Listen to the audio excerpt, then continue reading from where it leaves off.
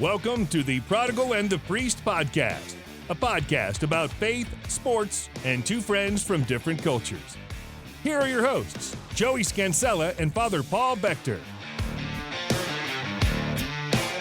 We really got to, if you're going to be guest starring for a few episodes, we should get that changed. Well, if you want to be the priest, we can call it Beauty and the Priest.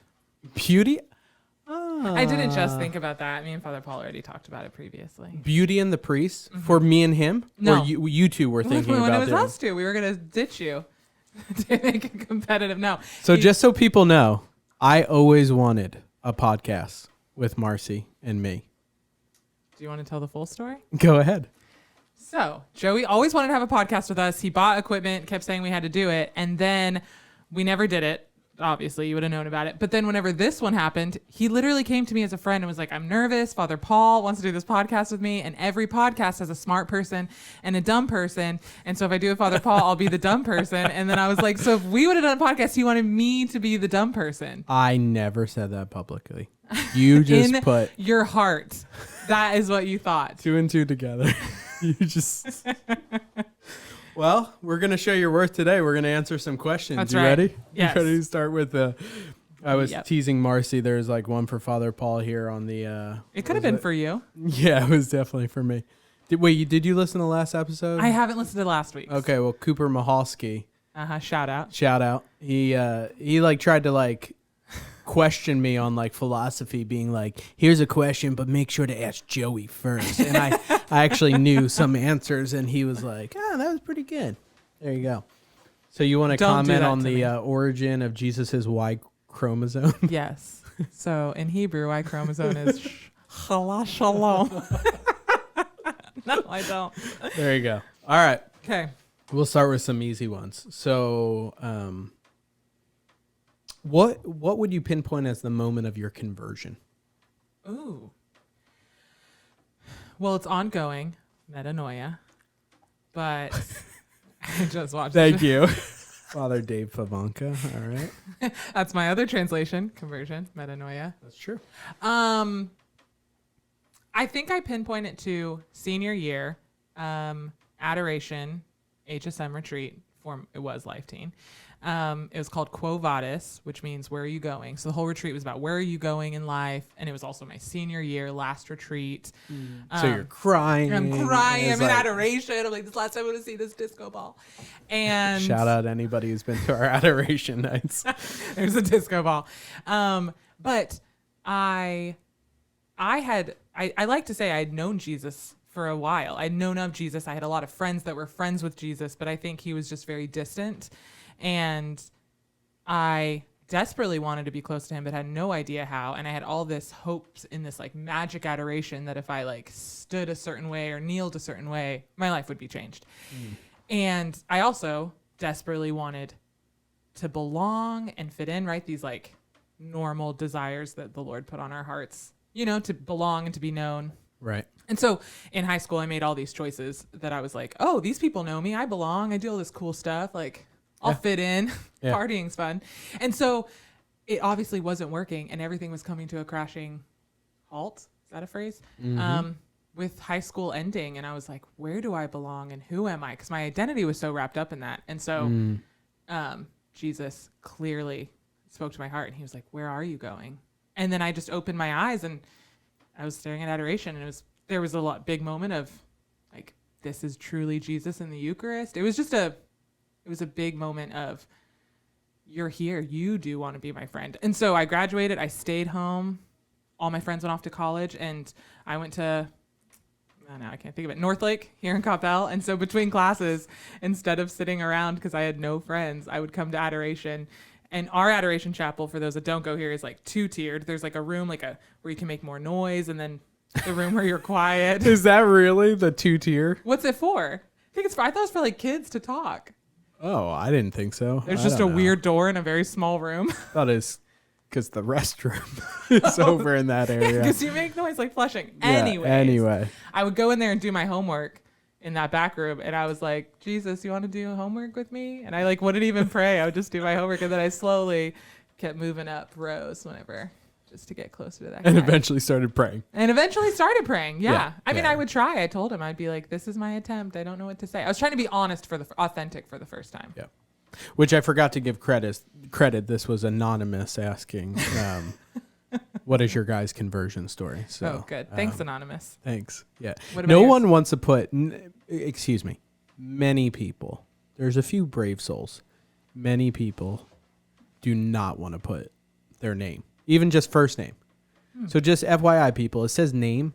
You don't have to put anything there. You can be anonymous, or you could put just your first name so we don't know. But anyway. Are they typing in Anonymous, or if they leave it blank, it just... Like people will type in names like Anonymous Joe. Yeah. Maybe you should give a prize for people that put their name if you want to know who they are.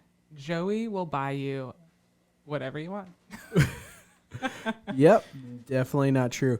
My conversion, I think one of the biggest moments is when I went on our mission trip in high school to a place called Nazareth Farm in West Virginia in the Appalachian Mountains, and just encountered the poor and poverty for the first time, and just saw how happy they were and how much I had everything compared to them, air quotes, and they had so much more happiness, and it changed my life.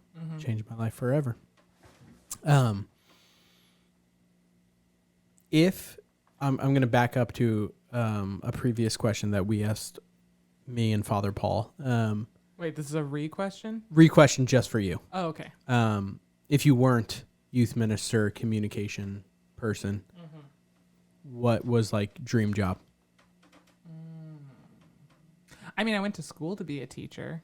I think that was my dream job. Like anything though, like not like like like anything, like Okay, I really... like dance, like music video dance person, or like you backup talk about. dancer? I don't know. Is that So what you they're don't called? have, like, any... Yeah, backup dancers. J-Lo fell in love and married her backup dancer. He's from her music video. Come on. A-Rod? No, J-Lo's been married like 19 times. Oh, okay. Not trying to throw shade at J-Lo. I love you. If you're listening. She's listening. She's listening.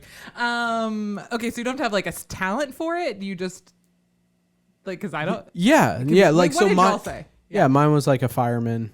Like I grew up like I wanted to be a fireman. All that. Father Paul wanted to be an astronaut. I also said like Major League Baseball player, or sports and all that. So I think I did really want to be a performer. I was in like drama for 1 year and had dreams of being something.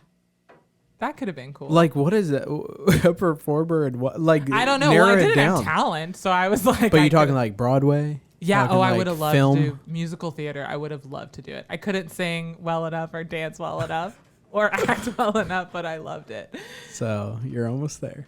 So practically that's what I do. But I think, guys, I'm going to stick with teacher. I really always wanted to be a teacher. I also really always wanted to be someone who would just hold other people's babies at the hospital. It's not a that a real thing? career. No, I dreamt it in my heart. I used to just be like, can't you just hold babies? I love holding babies. But now all my friends have babies, so I get to hold a lot of people's babies all the time. And your own. In my arms? Oh, and my own. And your own. Yes. Sorry. Yeah. Yeah, Lulu but then she bean. got big. She's not cuddly, so Yeah. So she kind of kicked me out to the with curb. the old. Yeah, she kicked me. She kicked me to the curb. All right. Let's go here. What's one spiritual reading you would recommend for any person in their spiritual journey? Anonymous. Wait, who asked the other question? Which one? You didn't shout out the second question, person. I'll have to look. I'm stalling because I don't know. It might have been Heather. Okay. It might have been. I'm not sure if it was. If it Thank you, wasn't Heather. Heather, there you go. Okay. Spiritual book. There's a lot of good ones. I think the Bible. Yeah. Are we No. allowed to say that? No, you're The not allowed to say catechism? that. Yeah, no. Also, don't read the catechism. It's so. It's beautiful. It is. I want Certain to pray through elements, it. I haven't certain done that. Certain elements. It all depends. I feel like there's different genres within spiritual readings. Like just based on like lives of the saints, you have those. Based on like spiritual disciplines, you have those. I mean, some top books that have been really fruitful for me, I would say, are The Five Loves of JP2. I love that book. There's a book by Jim Beckman that's like God Help Me. It's about prayer. I know this sounds funny, but like when I was really little, there was this book I read that was called like Did Adam and Eve Have Belly Buttons? And it's like 50 or 100 questions about the faith or something like that. Like those books I love, I ate up. But then there's like deeper books of like Peter Kreeft, like Making Sense of Suffering, like which was really good for me after like we experienced the loss of our daughter. Like I remember reading that and just, yeah, hitting us. So. Any top ones you've read over time? I just realized I'm not a reader. Those were a lot of books that you read. I'm not a reader either. So yeah. I can't tell if this is a cop out, but it keeps coming to my brain and my heart, so I'm gonna say it. So I think Captivating there's Wild at Heart. Stacy and John and Stacey Eldridge. They wrote 2 books about femininity and masculinity. The male book is Wild at Heart. Women is Captivating. Wild at Heart is just a hair better, but Captivating is really beautiful as well. I don't know why that comes to mind. I hear a lot of women that have read both are like, meh. About what? Captivating? Yeah. I liked it. I thought it was really beautiful. Yeah. But then I also think of like anything from Jacques Philippe. They're not very long, but they're pretty deep. But I think it just depends on what they're looking for. I'm thinking from a high school level, I recommend Captivating and Wild at Heart, because that's my peeps. Teens. Yeah, that's true. Have you done that? What is it? It's like Blessed Are the Poor in Spirit one. It's intense. Is it Jacques Philippe? Oh. No, I'm blanking on who it is. I'll look it up. It might be. I don't know. Father Edwin gave it to me a long time ago. I guess when I was complaining about being poor youth minister. He's like, here, read this. And then it's like, yeah. I'm rich youth minister, and I'm like, ugh, why'd you give me this book? So, anyway, all right, next question. You need a drop that does that. That would be cool. Yeah. Could you make our drops? My voice? Yeah. Next question. I don't even know how to do that. I mean, how to talk. I don't know how to make drops. What is, let's see. How do you all go about supporting someone in a situation that you clearly know is wrong? So your friend's living in sin. How do you support them without condoning it? What is the line there? You know who asked this? Who? Anonymous. Oh, Anonymous. I'm going to see you after Mass and talk to you about this. That's a hard question. That's an appropriate one to be anonymous. That's a tough thing. It's a tough thing. I mean, this is tough. We get this a lot as youth ministers. And so let's just go personal, right? Okay. Like, I'm not asking for names or that, but has there ever been something with a friend where you said, here's my piece. This is as far as I'll go. I'm here. I'm always here if you need it. But I can't watch you like throw away anymore. But then people's other thing is like, well, is that what Christ would do? He went after the lost sheep, but Jesus also spoke truth, right? John 6, he was like, unless you eat this bread, like, this is my body. And and then people left. He didn't say, wait, I'm just kidding. JK, LOLs, lols. It just meant like my body. He didn't do that. People are like, when's Father Paul got me wrong? Seriously. These questions, I'm like, we're going to get through 100 because I'm like, I don't know. Yeah, normally we get through 3 because of Father Paul's long-windedness. And I tend to be a little bit drawn out as well at times. But me and you were like, all right. Yeah, like we're about to run out of questions, but no. We'll just ask each other questions. Yeah. I've experienced that, and I've done it with, closer relationships, and I think relationships that aren't as close, but people that I love and value, and even just like some teenagers that I talk to that I'm in relationship with, a friendship. It's hard because I mean, what's the line for you? of what do I say? What's my boundary? No. Yeah, what's the boundary to be like, this is kind of as far as like, I hate to say walk with that person because you're always walking with them, but like, at what point do you say like, I can't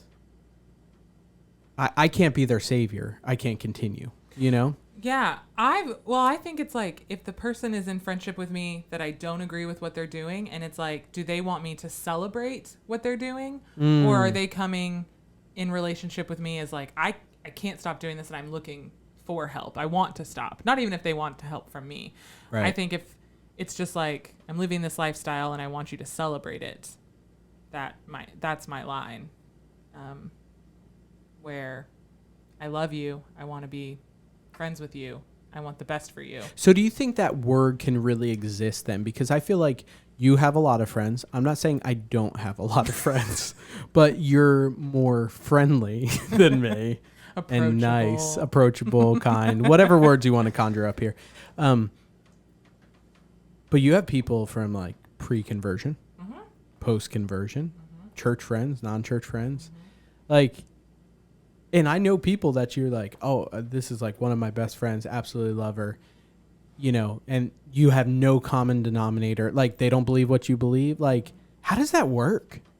I don't know. I can't really, you know, like my best friend Josh, I'm like, yeah, we have same belief. Like, we have difference of opinions, but like, it's like, no, the important thing of like Jesus Christ and the church and different things, like, we're united on that. Like, how do you balance that? I'm thinking of a specific friend, very specific friend who Jordan, your my husband. Very close friend. Live with them. Super close. He's obsessed with me. No, he's not. There's no belief in God. I don't know what they categorize themselves as, agnostic or atheist.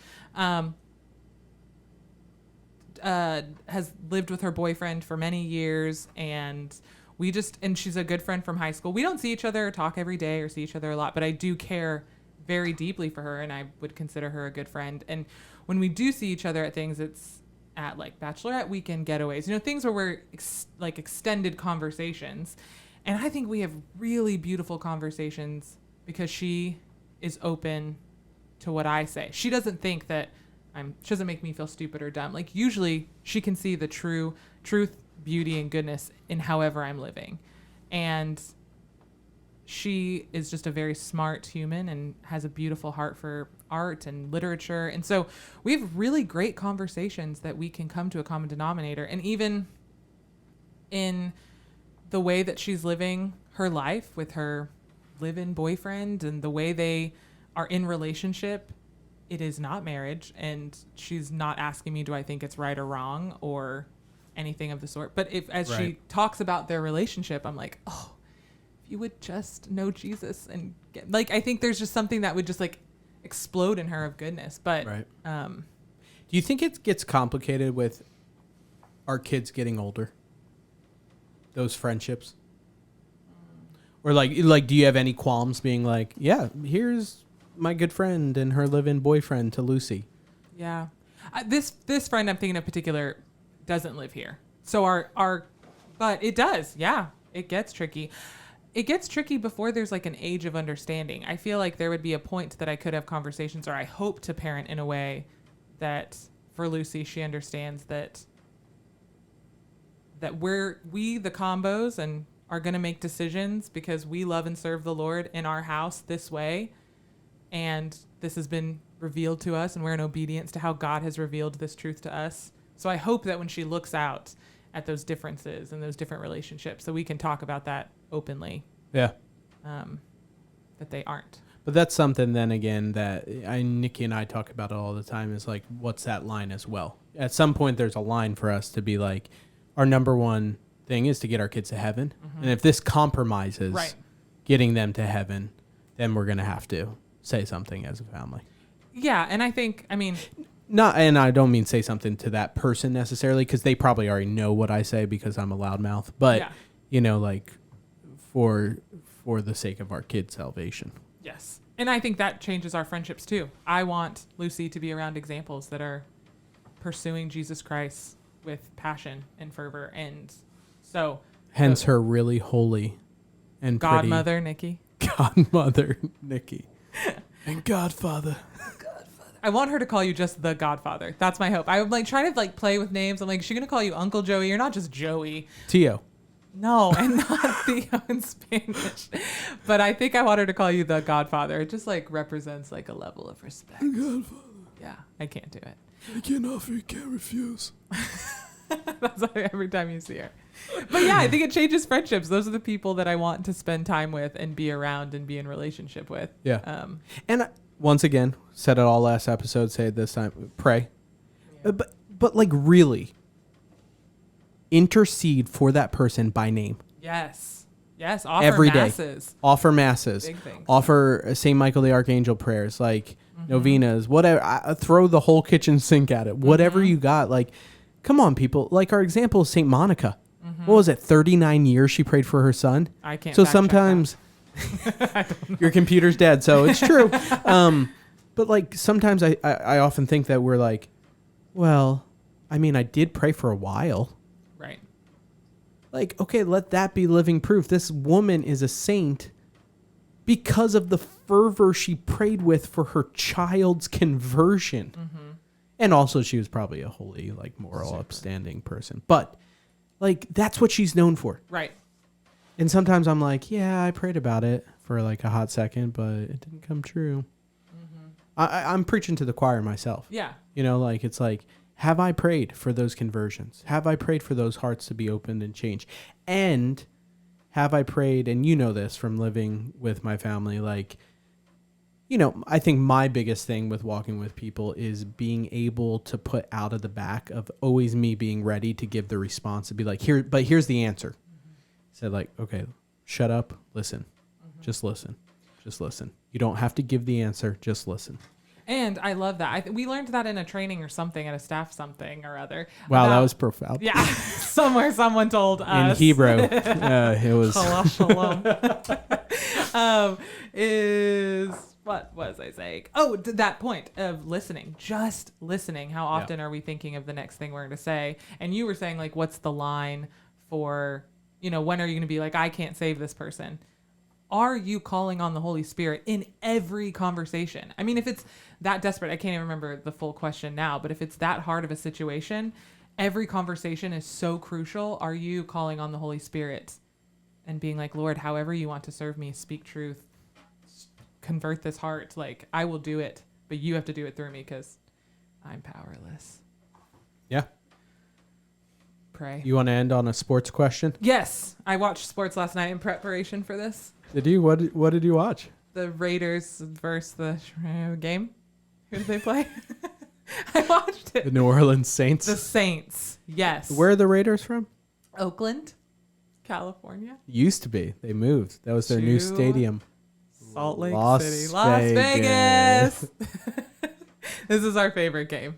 Pick a city and I'll name a sports team from it. I can do it. Should we tell just before the last question, should we tell our listeners about like when I knew that like our friendship was going to fall apart because of like sports? Yes. Which is pretty, like, it's interesting. Like, we don't hold common ground in that at all. Mm-mm. Like, you come in and be like, oh, what are you watching? And I'm like, oh, you know, the World Badminton I've already stopped listening. I asked the question to be nice. Usually, yes. And like, how many times did you come in and I was watching something and it was sports? Oh, every time. Nikki would turn the TV on and be like, I'm going to turn the game on for Joey. The game was the phrase. And I'm like, it didn't matter what it was. I mean, sometimes it literally was like tennis or like soccer. And I was like, he's super into the game on soccer. Like, everything was the game. Yeah. And I knew that you weren't into the game when I remember it was one of our first ever conversations. Me living there, probably like night 1 or 2. And right? yeah, we were watching a baseball game and there was like an argument on the field about a call, like a dispute. And you turned to me in all seriousness. I stand by this. And said, is there an umpire protection program? Is there an umpire protection program? And I was thinking, because people get so into sports that if like an umpire makes the wrong call, like there's people that are betting money on it. There's people that lives depend on it. Like, do they threaten the umpires? The umpire. And I think the answer is true. And other sports Maybe you people, can write in on our questions and ask this. Is there an umpire protection right. program? And it was valid because of like, I think it was Brazil in a World Cup or some soccer game. The refs, like, lives were threatened because of their calls. I believe it. It's valid. I thought you were going to say whenever I call. Oh, I was going to say that too. Whenever also you said, instead of saying their uniforms, you referred to them as outfits. Yeah. The Seattle Seahawks are still my favorite team because of their outfits. All right. Well, I'll ask this last question. Okay. Will the U.S. men's soccer team win a World Cup in the next 20 years? Yeah. Yep. Well, you heard it here first, folks. Hot take from us. I actually, though, did ask that because... Is a big time that you can but block the World can Cup, happen. but the World Cup only comes around every 4 years. Oh, so we're talking 5 World Cups. 5 World Cups for the U.S., and they're not usually in the final. I feel like because we have... You can follow this logic. Like, our athletes in the United States are pooled to so many different sports. Right. True. Compared to a country like Brazil, which is everyone plays soccer. Yeah, their best athletes are soccer players. Mm-hmm. They're called football. Yep. Which means soccer. Yes. I loved. High school. Marcus High School. Marcus High School. Soccer Stalkers. We were national champions in 2007. State champions in 2008. Back-to-back state championship titles. I love soccer. There you go. So knowing as much as you do about soccer, do you see the United States winning one? Yeah, if they have some of the Marcus Football Club, that's what we're called, Marcus FC, if some of those guys get on that national team, we're going to take it to the house. Well, on that, folks, now that we've lost all our subscribers, we thank you for joining Prodigal and the Priest. I'm Joey Scansella from Marcy Combo saying take care. And God bless.